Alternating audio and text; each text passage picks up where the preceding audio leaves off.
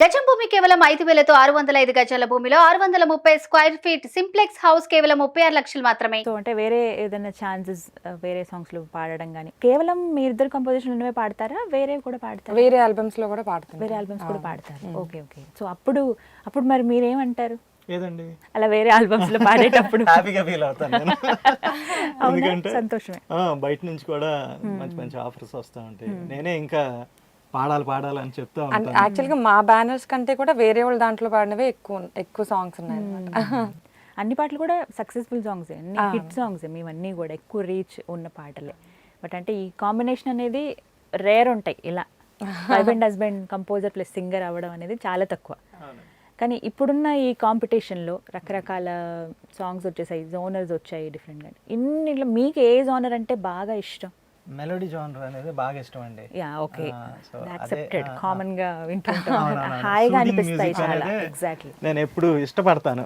అంటే అది నా ఓన్, అంటే ఏదైనా నా ఓన్ గా చేసుకునే సాంగ్ ఉంటే గనక నేను అలాగే స్లోగా మాక్సిమం మెలోడీ ప్రిఫర్ చేస్తాను. అవునండి, చేస్తాను. బట్ యాక్చువల్గా 2000 వరకు ఒక స్టైల్ ఆఫ్ మ్యూజిక్ ఉండేది. క్రిస్టియన్ మ్యూజిక్ అనగానే ఒకే ఒక స్టైల్ లేదా కొన్ని బౌండరీస్ ఉండేవి. అవునండి, అవును. సో నేను కూడా అలాగే చేసేవాడిని. బట్ 2004, 5, 6 నుంచి ఫీలింగ్స్ అనే ఒక ఆల్బమ్, అలాగే హోప్ అనే ఆల్బమ్, తర్వాత మిగతా ఆల్బమ్స్ కూడా ఇప్పుడు షారోన్ సిస్టర్స్ మొత్తం అన్ని 5 ఆల్బమ్స్ అవన్నీ కూడా వాటిల్లో మాకు నచ్చిన స్టైల్స్లో, అంటే ఒక మంచి కాంటెంపరీ వర్షిప్ సాంగ్స్ లాగా మేము చేయడానికి మాకు మంచి సోర్సెస్ దొరికినాయి. ఎందుకంటే దానికి మా మామగారు బాగా, అంటే ఇప్పుడు బయట వాళ్ళని అనుకోండి మేము అడగలేము, ఇది పెట్టండి ఇలాగా ఇన్వెస్ట్ చేయండి అని అడగలేము. వాళ్ళ దగ్గర ఆ సోర్సెస్ ఉండకపోవచ్చు. సో ఇక్కడ ఏంటంటే మా మామగారే కనుక ఇదన్నీ ప్రొడ్యూస్ చేసేది. ఎంత ఖర్చు అవుతుందండి ఒక పాట ఇలా కంపోజ్ చేసి, రాసి, కంపోజ్ చేసి, పాడి బయటికి రిలీజ్ అవ్వాలి ఒక పాట అంటే? డిపెండ్స్ అండి. అంటే ఇప్పుడు తక్కువలో అంటే తక్కువలో చేయొచ్చు. ఎందుకు అవుతుంది అంటే డిపెండ్స్. ఇప్పుడు నవ్వటం అంటే మినిమం ఎంత ఖర్చు అవుతుంది అసలు ఇలా? అంటే అసలు మామూలుగా ఒక చాలా తక్కువలో చేయాలంటే ఒక 80,000 నుంచి ఉన్నాయి, చేసుకోవచ్చు. 82 lakhsలోనే ఉంటుంది మనకి. అంటే depends on the musicians we use. అంటే ఎవరెవరైతే కొంచెం బాగా హై ప్రొఫైల్ మ్యూజిషియన్స్ మనం యూజ్ చేసాం అనుకోండి, ఈవెన్ సింగర్స్ చేస్తే వాళ్ళకి మనం బడ్జెట్ ఎక్కువ పే చేయాల్సి ఉంటుంది. ఈవెన్ ద వీడియో క్రూ, ఒక మనం ఇప్పుడు అన్ని యూట్యూబ్ ఛానల్లో మనకి వీడియో సాంగ్స్ వస్తున్నాయి. సో ఆ వీడియో కూడా ఒక మంచి క్రూతో చేయాలంటే ఎక్స్పెన్సివ్గా ఉంటుంది. అప్పుడు మనకి ఒక 80 నుంచి స్టార్ట్ అయింది అనుకోండి సింపుల్ది. బాగా చేయాలంటే విత్ వీడియోతో ఒక 3 lakhs, 4 lakhs అలాగే ఇంకా పెరుగుతూనే ఉంటుంది. ఇక ఎంతైనా అంటే పిండి కొద్ది రొట్టె అంటారు కదా, అలాగా. అదే అంటే మనకి ప్రొడ్యూస్ చేసేవాళ్ళని బట్టే మనం సోర్సెస్ చేయాలన్నమాట. మీరు ఇట్లా వీడియో సాంగ్స్ చేసినప్పుడు లొకేషన్స్ ఎలా సెలెక్ట్ చేసుకుంటారు?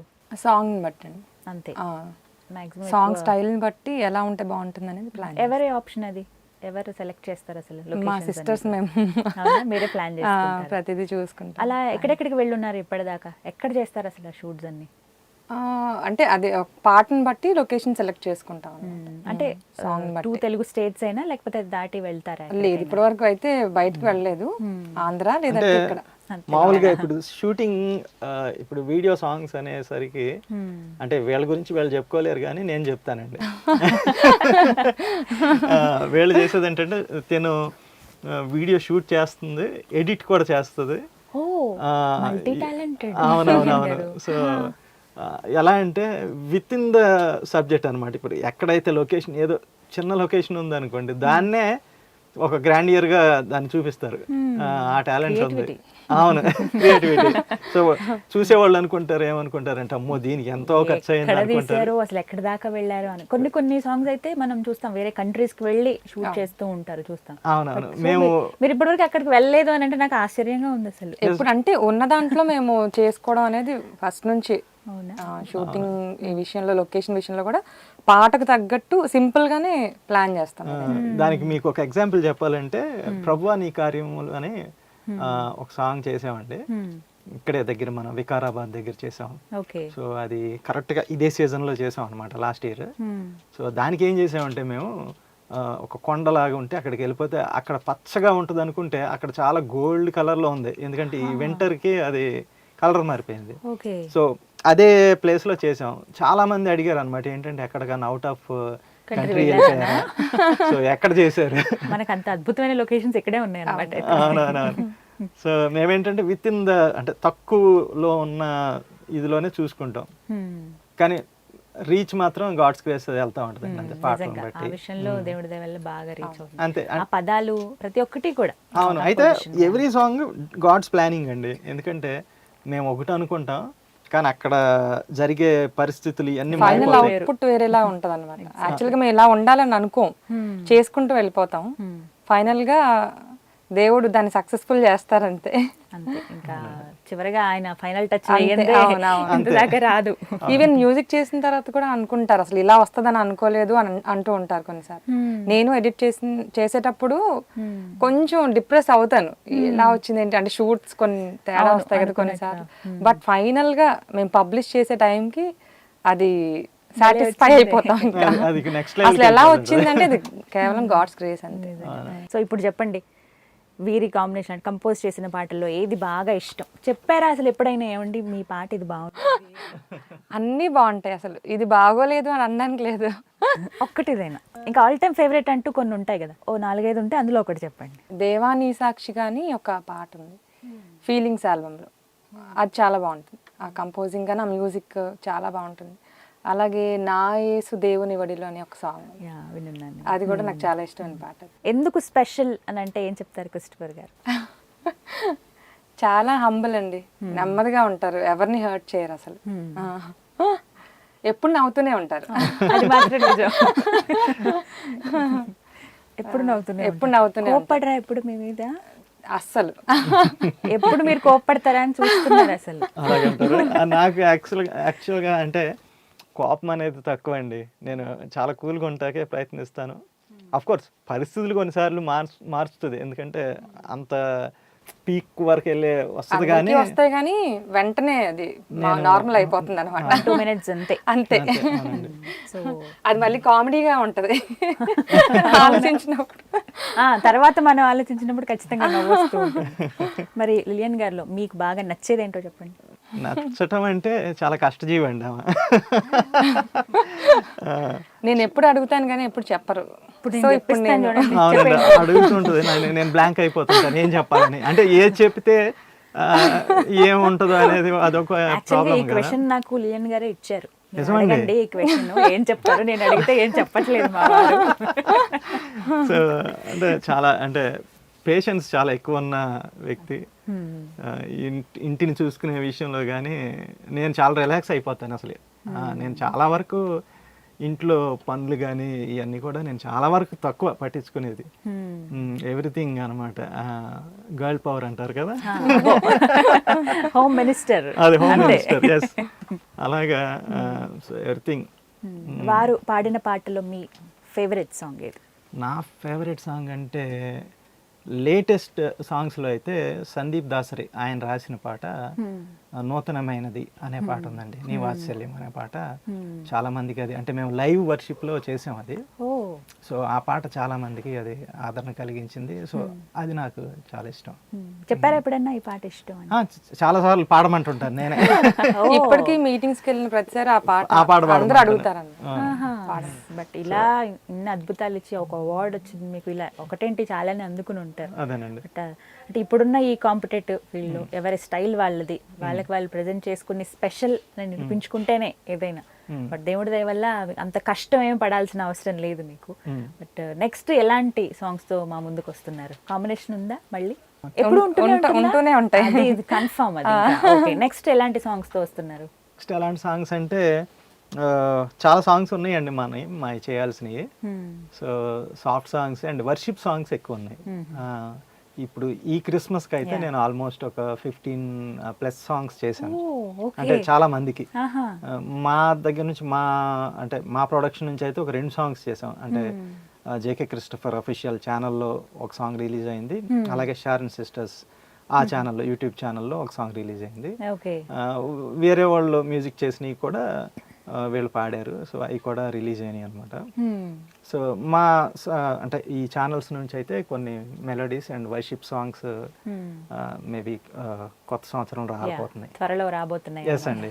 ఎలాంటి జోనర్ ఇష్టం మీకు? ఎన్నో పాటలు నాకు మెలోడీ అంటే ఇష్టం, Melody సాఫ్ట్ ఇష్టమా? మెలోడీస్ అంటే ఇష్టం, ఎస్. అకౌస్టిక్ వర్షన్స్ అంటే ఇష్టం. అవి ఎందుకో మనసుకు కూడా హాయిగా అనిపిస్తాయి పాడినప్పుడు, విన్నప్పుడు అలాగే ఉంటాయి. అవునండి. క్రిస్టఫర్ గారు ఇంకొక సాంగ్ ఏదన్నా వినిపిస్తారు? యా తప్పకుండా అండి. సో ఇది నేను కంపోజ్ చేశాను. యాక్చువల్లీ ఇది వేరే వాళ్ళు కంపోజ్ చేశాను ఈ సాంగ్. ఓకే. వాళ్ళు తీసుకోవాలా, వాళ్ళు ఏమన్నారంటే ఇది దీనికంటే ఇంకా ఏదైనా బెటర్మెంట్గా చేయమన్నారు. సో చేయమన్నప్పుడు నేను దాన్ని పక్కన పెట్టాను అనమాట. పెడితే ఇంకా అది అలాగే ఉండిపోయింది. ఎప్పుడైతే వీళ్ళు ఆల్బమ్ అనేది స్టార్ట్ చేస్తున్నామో సో అప్పుడు తినంది ఏమనంటే ఆల్రెడీ ఒక ట్యూన్ ఉంది కదా అది చేశారా అని అంటే లేదు చేయలేదు, అది అలాగే ఉంది అన్నాను. అన్నప్పుడు అది మనం యూజ్ చేసుకుందాం, సో అది చాలా బాగుంది, నాకు నచ్చింది అని అంటే సో ఆ పాటకి తను లిరిక్స్ రాయడం చేసిందనమాట. అది హల్లెలూయా. ఏది ఎవరికి ఎప్పుడు రావాలో అప్పుడు వస్తుంది అంతే. అదే. సో ఆ పాట ఇప్పుడు హల్లెలూయా ఆరాధన రాజాది రాజు యేసునకే, మహిమయు ఘనతయు సర్వాధికారి క్రీస్తునకే. హల్లెలూయా ఆరాధన రాజాది రాజు యేసునకే, మహిమయు ఘనతయు సర్వాధికారి క్రీస్తునకే. చప్పట్లు కొట్టుచు పాటలు పాడుచు ఆ ప్రభుని కీర్తించెదం, నాట్యము చేయుచు ఉత్సాహ ధ్వనులతో స్తోత్రార్పణ చేసెదం. హల్లెలూయా ఆరాధన రాజాది రాజు యేసునకే, మహిమయు ఘనతయు సర్వాధికారి క్రీస్తునకే. హల్లెలూయా. రూపింపబడక ముందే నన్ను ఎరిగితివి, నా పాదములు జారకుండా రక్షించి నడిపితివి. రూపింపబడక ముందే నన్ను ఎరిగితివి, నా పాదములు జారకుండా రక్షించి నడిపితివి. చప్పట్లు కొట్టుచు పాటలు పాడుచు ఆ ప్రభుని కీర్తించెదం, నాట్యము చేయుచు ఉత్సాహ ధ్వనులతో స్తోత్రార్పణ చేసెదం. హల్లెలూయా ఆరాధన రాజాది రాజు యేసునకే, మహిమయు ఘనతయు సర్వాధికారి క్రీస్తునకే. హల్లెలూయా. వా సూపర్. ఎలా రాస్తారా పదాలు అసలు? అయితే చాలా తక్కువ టైంలో నేను రాసిన పాటల్లో తక్కువ టైంలో రాసిన పాట అని చెప్పొచ్చు. మామూలుగా ఎంత టైం తీసుకుంటారు ఒక పాట రాయటానికి? నేనైతే ఎక్కువసేపే తీసుకుంటాను నార్మల్గా.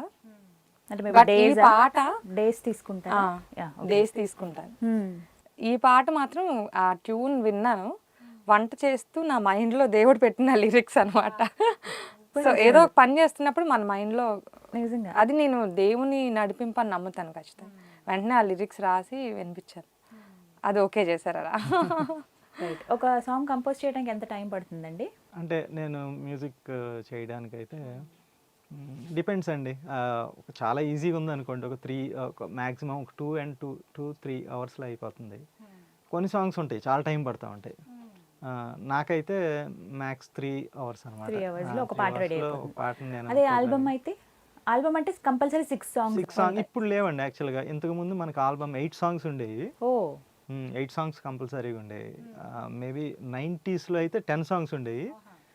తర్వాత మనకి తగ్గుతా వచ్చి ఇప్పుడైతే సింగిల్ సాంగ్స్గా వచ్చేసినాయి. సింగిల్ అంటే అప్పుడు ఆల్బమ్ అని అంటారా? లేదండి, సింగిల్స్ అంతే, YouTube singles. Okay, YouTube singles అంట. నెక్స్ట్ లిలియన్ గారు ఎలాంటి, అంటే ఏం చేద్దాం అనుకున్నారు? నెక్స్ట్ మీ టార్గెట్ ఏంటి అసలు? టార్గెట్ అంటే అలా ఏం లేదండి. సాంగ్స్ చేసుకుంటూ వెళ్ళడమే, అంటే దేవుడు ఎలా నడిపిస్తే అలాగా. సాంగ్స్ రాయాలని ఆశపడుతున్నాం, కొత్త సాంగ్స్ చేయాలని అనుకున్నాం నెక్స్ట్ కమింగ్ అప్. వేరే వాళ్ళకి సాంగ్ ఇలా రాసివ్వండి అని అంటే రాసిస్తారా?